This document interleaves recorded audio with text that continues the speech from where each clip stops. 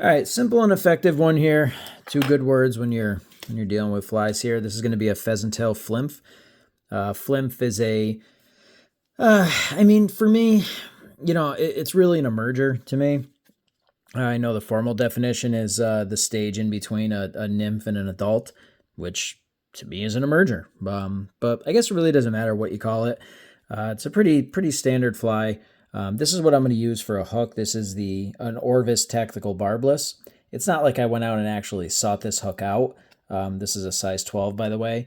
It's just something I had on hand. And I was looking for something barbless with a wide gape here. And this one's got a pretty nice gape. I like instead of the full straight shank, how it bends down the way that it does, like a Czech Nymph hook. So I like the fact that there's less thick hook shank, because again, this is a flymph. It's not really a nymph. It's not designed to go down deep. It's not a dry. It's not designed to sit on top of the water. It's kind of designed to be that little in-between stage there. So I like to have a little bit more buoyancy, where if I had more hook and more shank and all that kind of stuff, it would do more sinking than anything. This is going to be kind of neutral. So what I'm going to use is some UTC 70 and fluorescent chartreuse. And I'm just going to kind of eyeball how large I want the head of my fly to be. And that's going to be right about there. And that's where I'm going to start my thread. And the entire thread-based process, I'm going to do everything all in one step, meaning I'm going to build my thread base, I'm going to tie in my materials, and I'm going to build the taper of the body all in one. So you can see how I went down, 25% of the way or so. I'm going to close in that tag end, and I'm going to double my thread back to the front. Then I'm going to work my way down, double that over. I'm going to go another 25%, but before I do anything, my first material is going to get tied in. So I got a basic pheasant tail here. I don't want a big, giant, bushy tail. So I'm pulling out 3 fibers, specifically 3. That gives me a nice little mix of having the tail and not being too much. So I'm just going to measure out the length. I'm going to pinch my thread, cinch it down, take a couple more wraps, and then I'm going to double my way back to the front. Oops, I ripped the fiber off there, but that's not really a problem. Actually, I'm not too thrilled that that happened because the material is helping build my taper, but whatever. I can fix that with the thread. Now, when you use a round thread, as you wind it, that thread is going to get twisted up. So every once in a while, just stop and give your thread a counterclockwise spin to kind of flatten it back out. And then we're going to continue on working our way down. Now, before we get into the new part of the hook shank here, I'm going to slip in some extra small copper wire. And I'm just making sure that all of my materials that I need are going to be tied in by the time I'm ready to wrap the body. And once I get down to where my body's going to end, which about one or two more wraps. Yeah, right there is about good. Now all I got to do is bring my thread back to the front, but again, I'm trying to maximize my wraps here. So before I do that, I'm going to pull off about 5 or 6 fibers from this pheasant tail. And I'm going to keep them together. I'm not going to let them kind of splay all over the place. And I'm going to snip them off with a quill to make sure that they don't go wild on me. So that's what I've got. I'm going to flip around with the colorful side facing me. And all I'm going to do, I want a really thin tie-in point. Those tips there, I got one fiber that's a little shorter than the others, but that's probably going to pop out when I start wrapping, but it won't matter. I'm just going to give those tips a little snip. And with the colorful side facing me, I'm just going to shimmy that in there under my thread. Get those locked in there and start taking wraps back towards the front.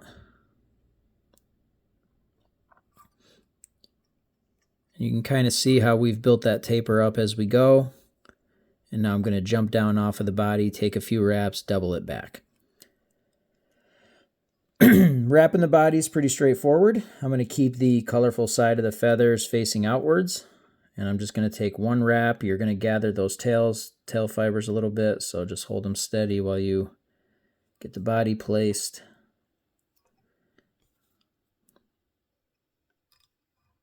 And we're just going to take touching wraps with the pheasant tail all the way up the body. Continue to maintain the pressure so that they don't separate.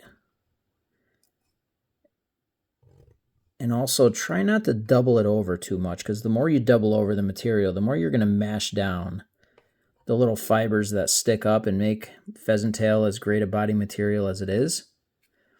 That looks pretty good right there. So let's just slip our thread in, tighten it down, get it tied off with a few wraps,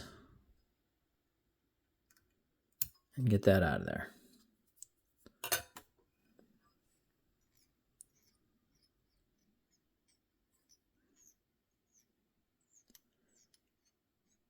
Okay, next order of business is our rib. I want to do this to secure the body. I wrapped away from me with the pheasant tail, so I'm going to wrap towards me with the wire. Now you can do this with the rotary function, but you know, for such a small fly, I'm not going to set up all that stuff. I'm just going to take some wraps towards me, evenly spaced. Nice and even. Take one extra wrap at the front. Get our thread butted right up next to it. And we're going to tie that down and secure it.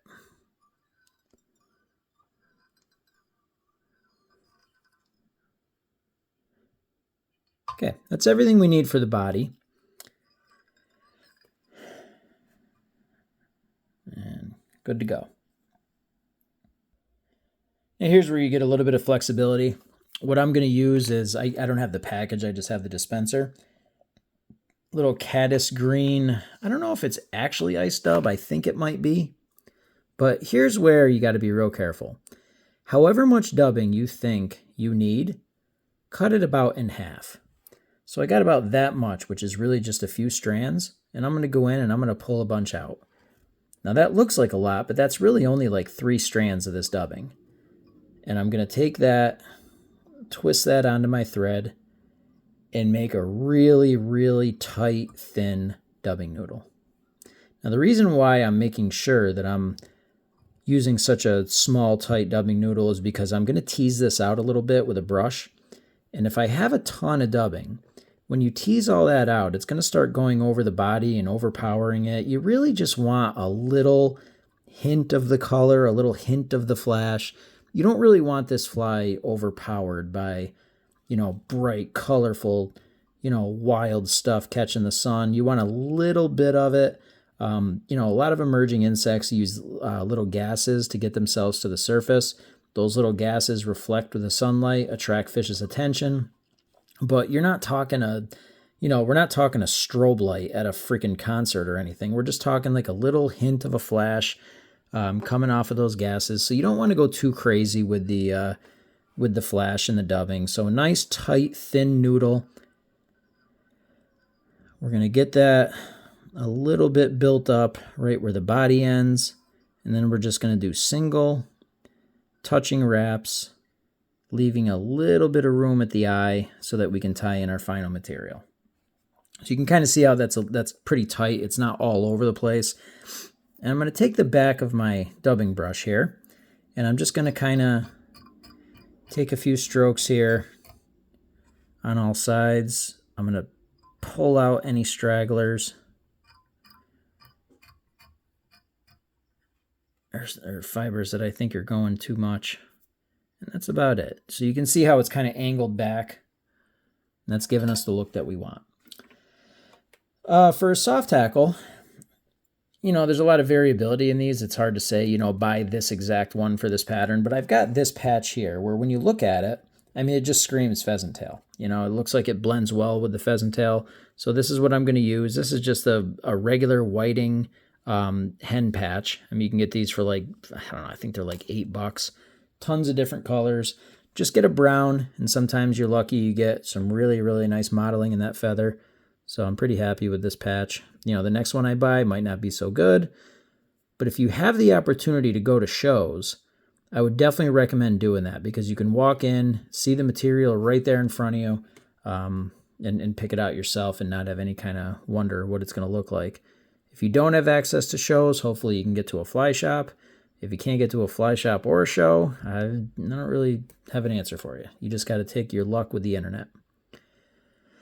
So during my babbling, what I did was I ripped off one side of the feather, and I left a little bit on the top. So all I'm going to do now, just one side, is I'm going to stroke all these fibers back.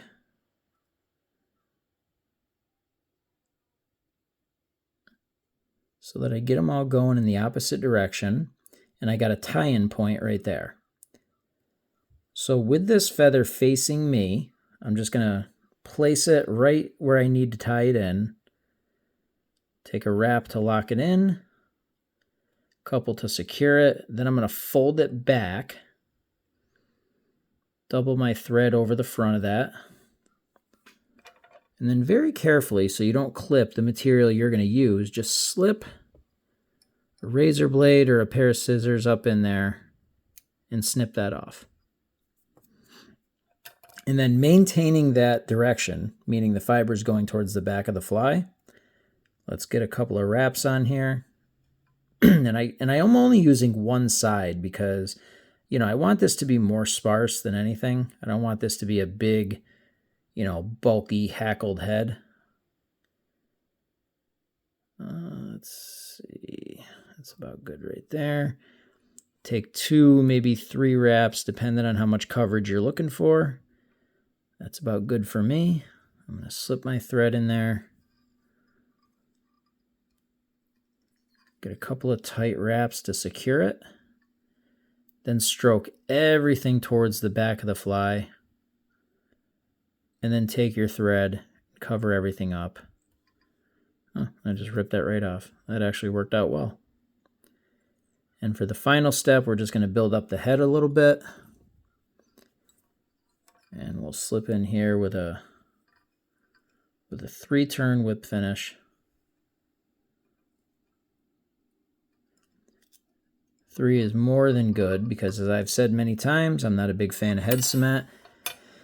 But I do like it when I want to have a nice glossy head, and that's exactly what I'm looking for on this fly. So what I'm going to do is I'm going to take a little bit of this Solares. And you got to be careful when you do this because, yes, I want some resin on the head. I want a nice glossy head, but I don't want to fill the feathers. I don't want to fill those fibers in with resin because that's going to kind of lock them down. I want them to be free-flowing. I want them to move. So I'm really going to be careful here when I apply that so that I'm only getting the thread. I do one quick coat just to get the Solares to bleed into the threads. So that right now got everything all secure. So if I just come in here with one more quick shot, let me turn my brush very carefully. That's what will give me that little bubble look and accent the color.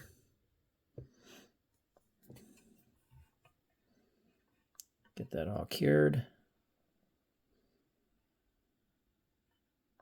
What I normally do, this is really just habit, because ever since I bought this Solares torch, I don't need to do this. It cures it up rock solid. But back when I had a cheap torch, what I do is I just take a little cutoff of a pool noodle, and I tie a bunch of these, put them on the pool noodle, just set them in my windowsill.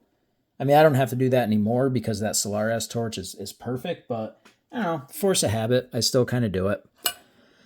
So now the final step, this is totally optional. This is just how I like to finish this fly. I've got this type of dubbing brush, which is basically just like a toothbrush kind of thing. And I'm just getting some of the crap out of it. The reason why I like this is it's less aggressive than the other brush that I use. This is the wire brush that I have. This is a really aggressive brush. This is a little less aggressive. So the reason why I like this is the last step. See how some of those soft hackle feathers are still kind of like stuck together? If you just take this and just give it some strokes, it'll free up. Oof. Sorry, my coffee's getting to me. But it'll free up some of those fibers, spread them out, and really kind of give you a nice sleek look to your fly. So that is it. That is a somewhat sparsely tied pheasant tail flymph.